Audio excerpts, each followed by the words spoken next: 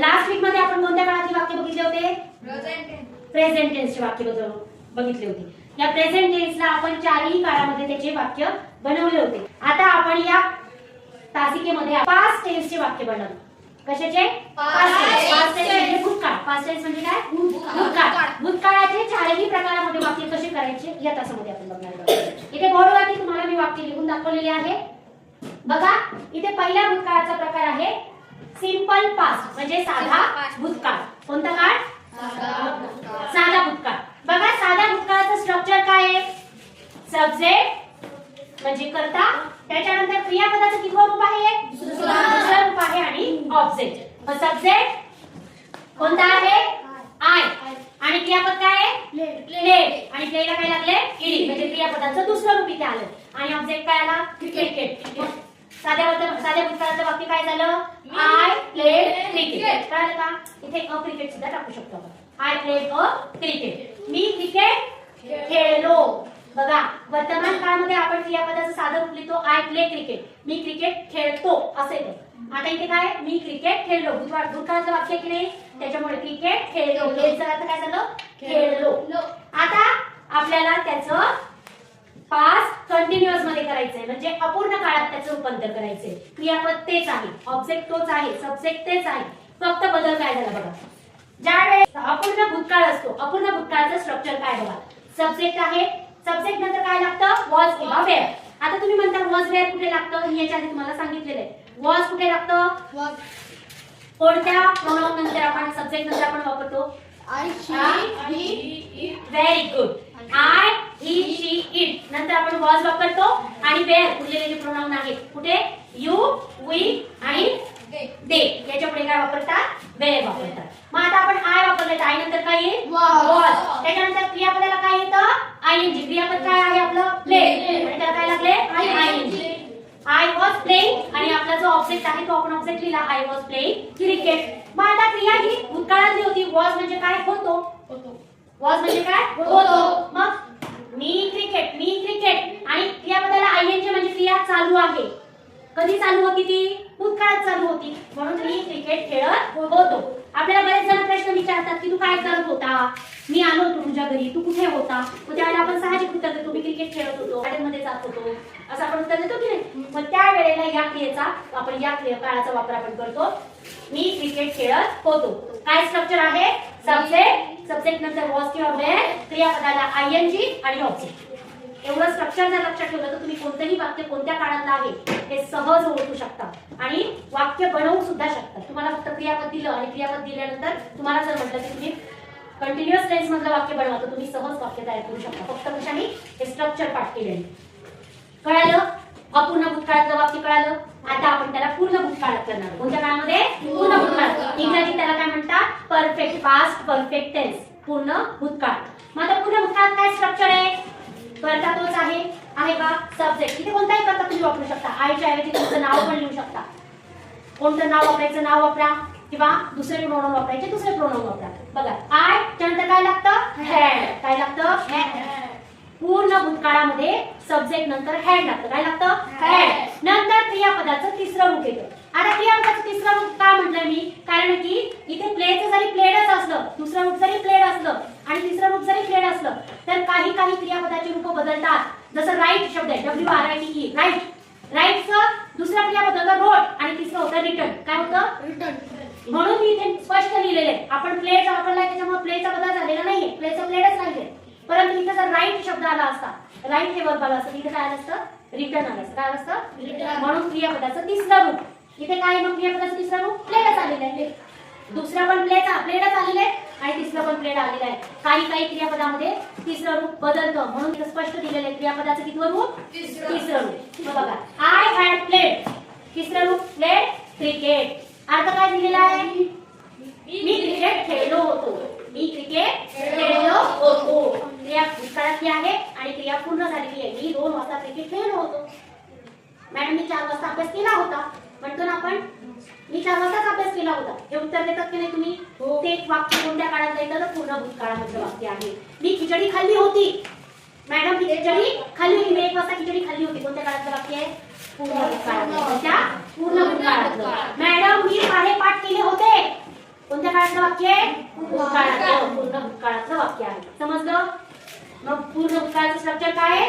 Subject had plus वीज बी म्हणजे क्रियापदाचं तिसरं रूप आणि ऑब्जेक्ट. झालं का क्लिअर? स्ट्रक्चर पाठ करा. आता शेवटी आहे काळाचा चौथा प्रकार पास्ट परफेक्ट कंटिन्युअस टेन्स. चालू पूर्ण भूतकाळ. कोणता काळ आहे? चालू पूर्ण भूतकाळ. Past perfect continuous tense. आता याचं काय स्ट्रक्चर आहे? स्ट्रक्चर फक्त बघा तुम्ही. स्ट्रक्चर काय? सब्जेक्ट, सब्जेक्ट नंतर काय लागतं? हॅड. त्याच्यानंतर काय लागतं? बीन. बघा इथं फक्त हॅड आहे. त्याच्या पुढे काय लागले? बीन लागले. क्रियापदाला काय लागले? आयएनजी. आता मी म्हणतो इथे आयएनजी काय लागलं? तर बघा कंटिन्युअस शब्द आलाय का याच्यात पण? तिकडचा कंटिन्युअस इकडे आला का? मग त्या कंटिन्युअस मध्ये आपण काय वापरलंय क्रियापदाला? आयएनजी. म्हणजे इथे येणार आयएनजी आलंय का? आयएनजी. ह्याच्यामध्ये हॅड इकडे आलंय का? आलं. परफेक्ट शब्द आला का याच्यात? म्हणून हॅड. कळलं का? एवढा तुमच्या हे ट्रिक असतात लक्षात ठेवण्याचे ट्रिक. परफेक्ट शब्द आला म्हणजे हॅड येणार. कंटिन्युअस शब्द मला म्हटल्यानंतर वर्बला आयएनजी येणार. हे ट्रिक लक्षात ठेवायचं. आणि फक्त काय ऍड केलेलं आहे आपण? बीन ऍड केलेलं आहे. काय केलेलं आहे? बीन ऍड केलेलं आहे. मग बघा बीन नंतर काय? क्रियापदाला आयएनजी आणि ऑब्जेक्ट. वाक्य काय झालं? I had been playing cricket. असंही वाक्य लिहू शकतात. पण क्रिया चालू होती आपली तेव्हापासून ती काही काळापर्यंत चालू होती हे दाखवायचंय तुम्हाला. मग क्रिया चालू होती हे दाखवायचं असेल तर आपल्याला कधीपासून चालू होती हे दाखवणं गरजेचं आहे. क्रिया चालू होती तर कधीपासून चालू होती हे या काळामध्ये त्याचा उल्लेख होतो. म्हणून आपण लिहिलंय फॉर 2 hours. काय लिहिलंय? For 2 hours. I had been playing cricket for 2 hours. मी 2 तासापासून क्रिकेट खेळत आलेलो होतो. म्हणजे बघा मॅडम अहो मी म्हटलं ना काल तू खेळत होता पण नंतर मला बसलेला दिसलास. तू का बसला होतास? अहो मॅडम मी 2 तासापासून क्रिकेट खेळत होतो त्याच्यामुळे बसलो होतो. तुम्ही म्हणतात उत्तर देतात अभ्यास करत होतो. अरे मग तू तर अभ्यास नव्हताच करत ना. तू तर बसलेला दिसलास मला. अहो मॅडम मी 2 तासापासून अभ्यास करत होतो म्हणून बसलो होतो. अशा उत्तर आपण मराठीमध्ये सहज बोलून जातो. आपल्याला ते इंग्रजीमध्ये बोलायचे. कळतंय का? आपले वाक्यांचे प्रकार शिकायचे कसे? आपल्याला जे बोलायचे ते बोलताना आपल्याला इंग्रजीमध्ये कसं बोलायचं याच्यासाठी वाक्यांचे प्रकार शिकायचे. काळाचे प्रकार शिकायचे. फक्त काळाचे प्रकार बघतोय एखादं वाक्य बोलताना मला कसं बोलायचं आहे मग त्याच्यासाठी हे स्ट्रक्चर जर तुम्हाला माहिती असेल तर तुम्ही सहज वाक्य तयार करू शकता. कळलं का? एखादी कृती करत होतो, एखादी कृती करणार आहे, एखादी कृती करतो हे गोष्टी तुमच्या लक्षात घ्या. मग या काळाचं स्ट्रक्चर काय आहे? Subject had been plus verb plus ing and plus object. I had been playing cricket for 2 hours. मी 2 तासापासून क्रिकेट खेळायला आलेलो होतो. मी 2 तासापासून क्रिकेट खेळत आलेलो होतो किंवा खेळत होतो असं जरी लिहिलं तरी चालतं. परंतु आपण शब्दशः इथे आपल्याला फरक लक्षात यावा त्याच्यामुळे मी आलेलो होतो असं लिहिलं. कळलं तुम्हाला? या पद्धतीने आपण वेगवेगळे वर्ब वापरून असे वाक्य तयार करायचे आहे. आता आपण इथे आणखी एक आपण क्रियापदाचं उदाहरण बघूया आणि तुमच्याकडून मला उत्तर पाहिजे. खूप सोपं आहे. क्रियापद फक्त आपण बदलणार आहोत. मी इथे क्रियापद देते तुम्हाला रीड. Read book. हा चला ऑब्जेक्ट पण दिली. काय दिलंय मी? रीड. क्रियापद आहे रीड म्हणजे वाचतो. चला आता 4 प्रकारामध्ये वाक्य बनव.